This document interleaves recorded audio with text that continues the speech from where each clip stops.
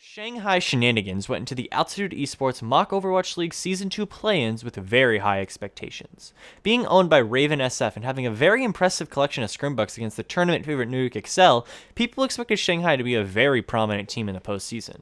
But they disappointed, losing to the Florida Recall in a very close 2-3 match, knocking them out way before everyone expected. So, going into Season 3 with such little expectations, how did they manage to accomplish so much? Well, let's find out.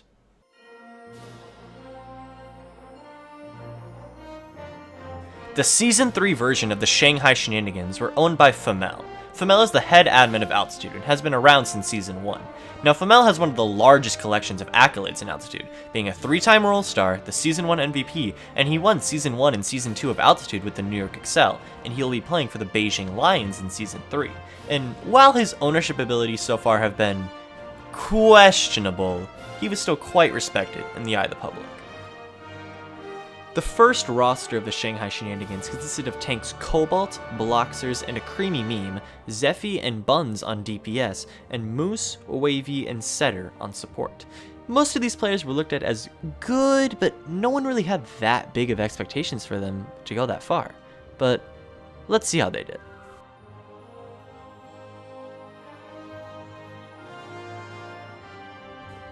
Their first match of the regular season was against the Atlanta Reign.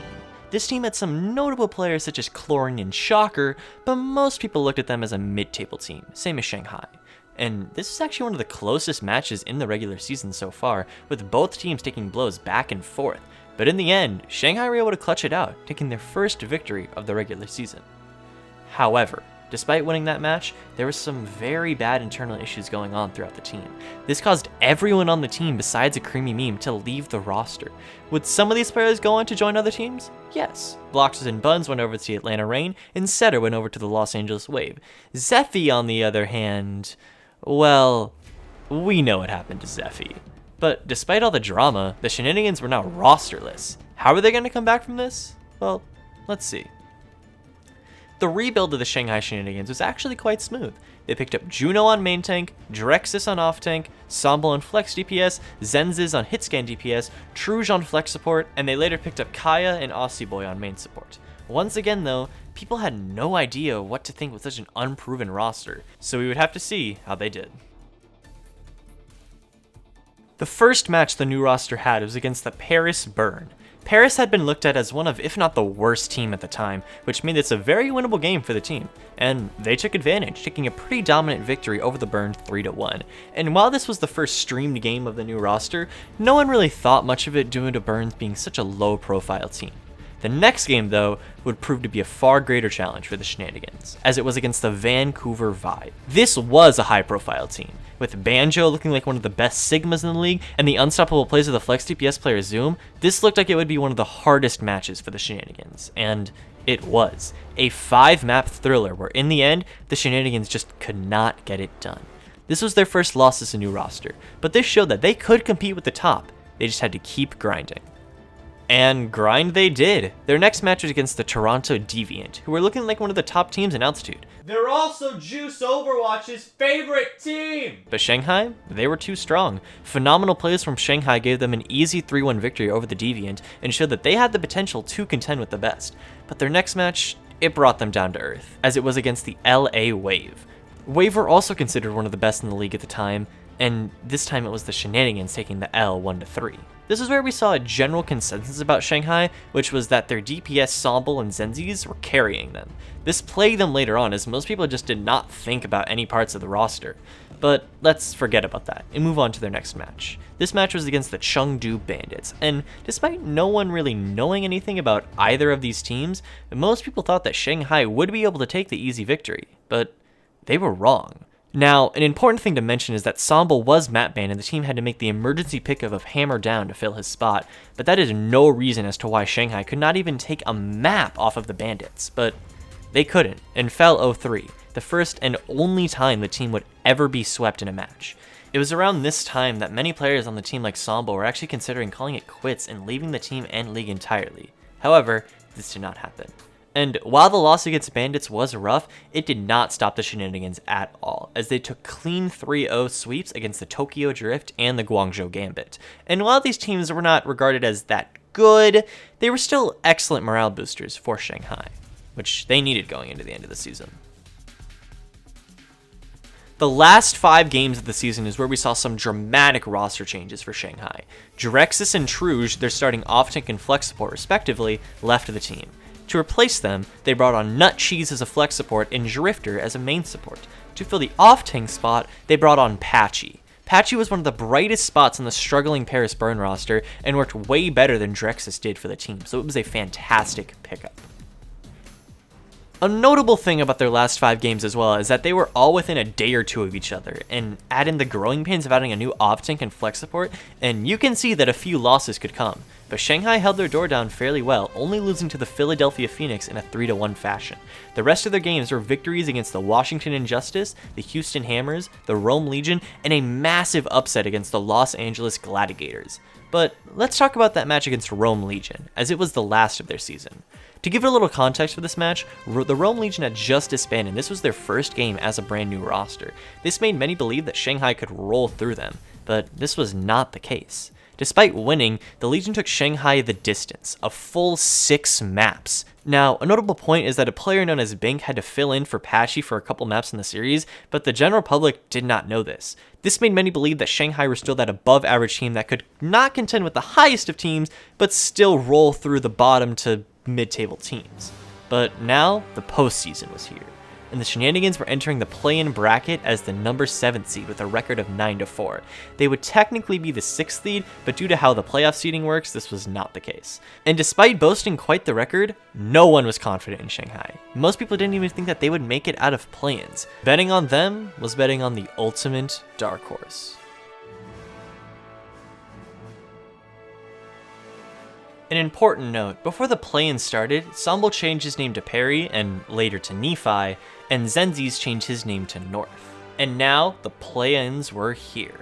The first opponent of the play-in bracket was against the Chengdu Bandits. Like the last time these two teams met, many were expecting this to be a very easy game for the Shenanigans, and once again the Bandits proved people wrong. The Bandits fought hard and pushed Shanghai to a map 5, but due to some heroics by North on Sombra, they won it on Busan. Gully on the point. Masari may be able to come back soon, but dive tanks versus Stan, that's it. Victory. It has been a Shenanigans win. Sad to see, considering, there were a lot of winnable fights. This further made people doubt Shanghai, as now a very low-profile play-in team pushed them very close. However, they were ready to prove them wrong, and they did, as they took a dominant victory in a rematch against the Rome Legion, booking their tickets to the overall playoffs. The first match of the overall playoffs was against the number 2 seeded Los Angeles Wave. Like almost all their matches against a good team, people counted out Shanghai, but this is where the Shenanigans really picked it up. Despite fumbling on King's Row, Shanghai were dominant in this match and took a very clean 3-0, and knocking one of the tournament favorites out in a very disgusting fashion. Shanghai were now on a roll, but their next opponent was looking to stop that train. They were put up against the Florida Thieves. Thieves also beat an LA team in the first round of the playoffs, and many people were looking at this as to be the match of the tournament, the best match in all of playoffs, with 2 giants of teams battling it out.